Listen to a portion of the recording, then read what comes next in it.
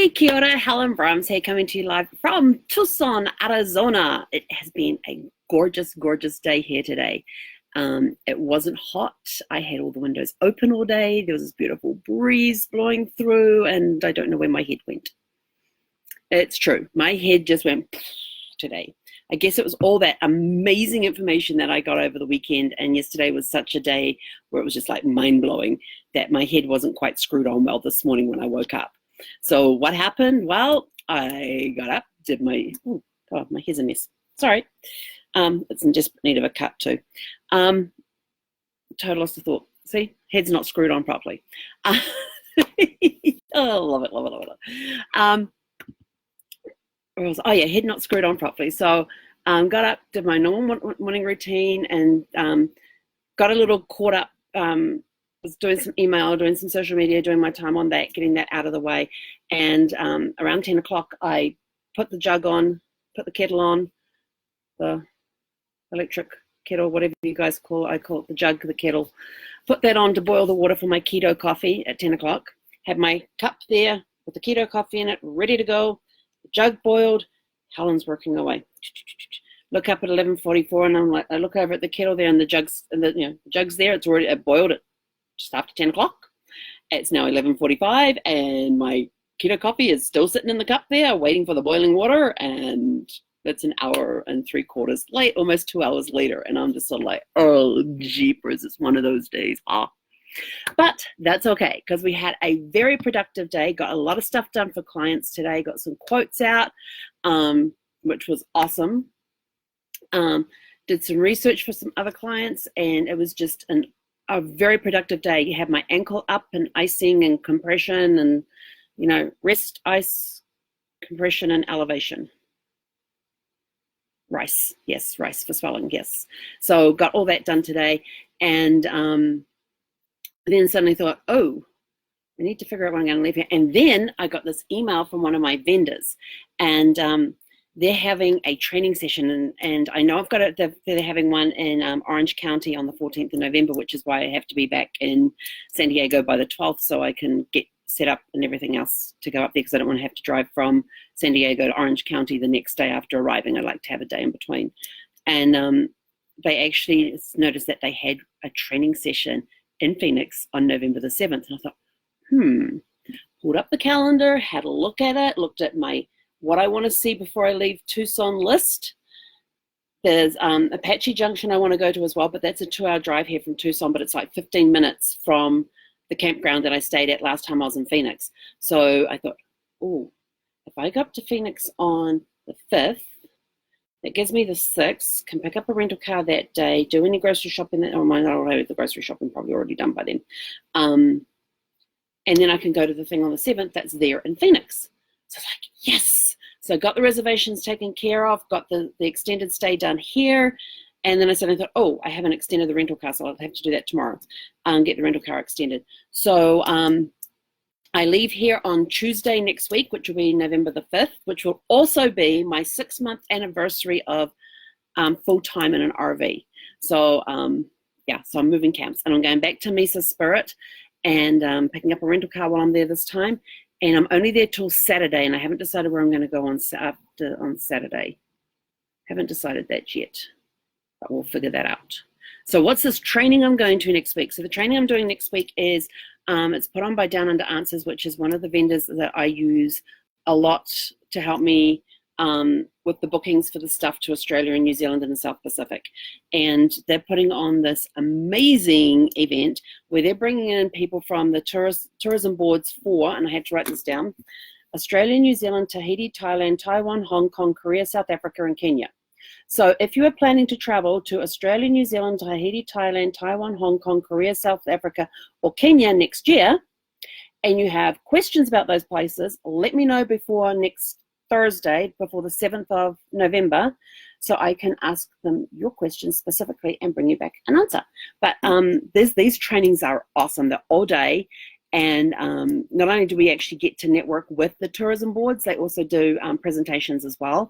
And last year, the Kenya one, they had Rwanda. They did Rwanda last year, and they just had this this girl had just got back like 3 weeks beforehand from being in Rwanda, and she was talking about her experience of going up with the silverback gorillas, and the whole experience of walking up there, seeing these amazing creatures. She had these amazing, incredible photographs to show us of these, her standing in these gorillas right there behind her and really, really close to her and that sort of stuff. And so it was awesome to hear her firsthand account of the trip to Rwanda to see the silverback gorillas. So I'm really looking forward to seeing what experiences are going to be shared this time, because usually somebody from the tourism board has some experience to share. So if you have any questions about Australia, New Zealand, Tahiti, Thailand, Taiwan, Hong Kong, Korea, South Africa, or Kenya, just let me know before Thursday, November the 7th, and I will make sure I ask them your questions and get the answers back to you. So that's my travel plan so far as I head from here back to Mesa Spirit RV Park in Phoenix.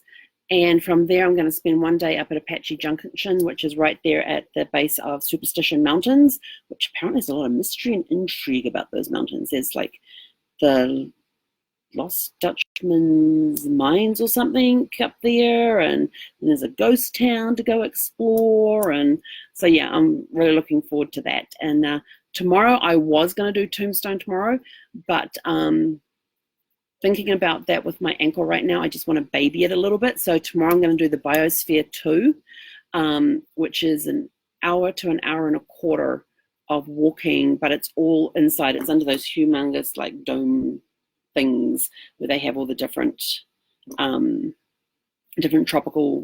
tropics and ocean and whatever else they have under there. They basically got this entire environment underneath these big coverings or whatever. I don't know. I'm going to find out more tomorrow, and I can give you more of a story about that tomorrow night. Casey's still sitting on his perch. So had a bit of a crazy head today. I just got back from doing my laundry, which is awesome. I kept putting it off and putting it off and putting it off, and I suddenly thought, I better go do it if I want to go to the Biosphere tomorrow, because I think all my clothes had to be washed except for what I was wearing. So I got that done. So tomorrow I will give you an update on the Biosphere. Let's see, that's Tuesday. Wednesday, I will probably do Tombstone that day. Hang on. Tomorrow was Tuesday, right? Yeah. So tomorrow, Tuesday, is going to be the Biosphere 2. Then Wednesday, I'm going to do do Tombstone. Thursday, I'll probably do the Air and Space Museum. Friday, I might go do the Titan missile silo thing. Saturday, I have my mastermind group, so I'll be attending that online. Sunday is R&R day. Monday is pre-trip day, so that'll be running errands and doing all my pre-trip packing up, getting ready to rock and roll out of this place. And then Tuesday will be travel day. So that's kind of my week coming up, and yes, there'll be time for work in there, because I always like to make sure my clients get taken care of. So we'll get that all done. And so today was despite crazy head, it was a very productive day. And I told you about this book. I belong to my favorite author, C.G. Cooper, started up a book club within his readers. And we do a book a month, and the plan is to do a book a month. This is the first one we're reading, is Mark Greeny's Red Metal. It's awesome. Yes, I am flagging it, because he gives us questions. We have to read a certain number of chapters each week, and then he gives us questions on it. So the first week he gives a question like, who is our favorite character? What is our favorite line from the book that we'd read so far? And was there any confusion in the thing? And I'm sort of like, I would like, because at the beginning of the book, the author gives a list of the main characters that you're going to see throughout the book. And he's got the Americans, the Russians, and then the other ones who are Polish, Chinese, French. I think that's it. And the NSA guy. But it's really a really cool book. It says on the back that the Russian bear has awoken. Its tanks race across Poland, crushing all opposition on a headlong dash for the heart of Germany. Satellite killing missiles blind American forces, while Spetsnaz teams, which are apparently the Russian special forces, destroy Allied communication relays. It's all part of a master plan to confuse and defeat America and her allies. Ranged against the Russian attack are a Marine lieutenant colonel pulled out of a cushy job at the Pentagon and thrown into the fray, a French Special Forces captain and his intelligent operative father, a young Polish female partisan fighter, an A-10 Warthog pilot, and the lieutenant colonel of an American tank regiment who, along with a contingent of German forces, struggles to keep a small group of American Abrams and German Leopard tanks in the fight. Operation Red Metal is a nightmare scenario made real, but could it be just the first move on the Russian chessboard? Yeah, and it's all in an effort to retake a mine in, is it Kenya? Yeah, Kenya. But it's really good. So my blue tabs are just the quotes I've come across that I like. You know, what's your favorite quote? And this one is, where is it? Oh yeah, this one I can totally relate to from my days in the Air Force. The quote was, just wondering at what rank the ass chewing, and this guy's a major who's saying this, just wondering at what rank the ass chewing stops. I've had enough to last a lifetime. Yeah, I like that one. And then the first one that I came across, let's see, the lieutenant colonel is getting told this by his sergeant major. The sergeant major says, "You keep doing this young guy shit like that, sir. Those knees ain't going to last." And the lieutenant colonel replies, "Thanks for the advice. Know of anybody around here looking to hire someone to do old guy shit?" And then one of my favorite ones is right at the beginning, before the story even starts, he has a couple of quotes. And this was said by Field Marshal Erwin Rommel: "In the absence of orders, go out, find something and kill it." Well, that's blunt and to the point, but this is a really good book. It's shaping up to be a really good thing. We just did the first 15 chapters, and now we're doing 16 through 38, I think it is, but it's like about 100 pages each time, so it's not too bad. And when I got the book, it came in large print. Yeah. It's easier to mark up a physical copy than it is one that's on the electronic things. But anyway, so that's my crazy head for today.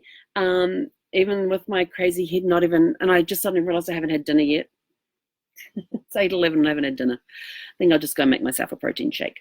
So productive day, got travel plans organized at least through to the 9th of November. Got the amazing training coming up. And so if you have any questions on those locations, Australia, New Zealand, Tahiti, Thailand, Taiwan, Hong Kong, Korea, South Africa, and Kenya, private message me and we will get those answered for you Thursday next week. And that's it from me. Tomorrow you'll get to hear all about Biosphere 2. So, and I can tell you all about that tomorrow. So have a super fantastic sparkling evening and we will catch you all tomorrow. Hek konera.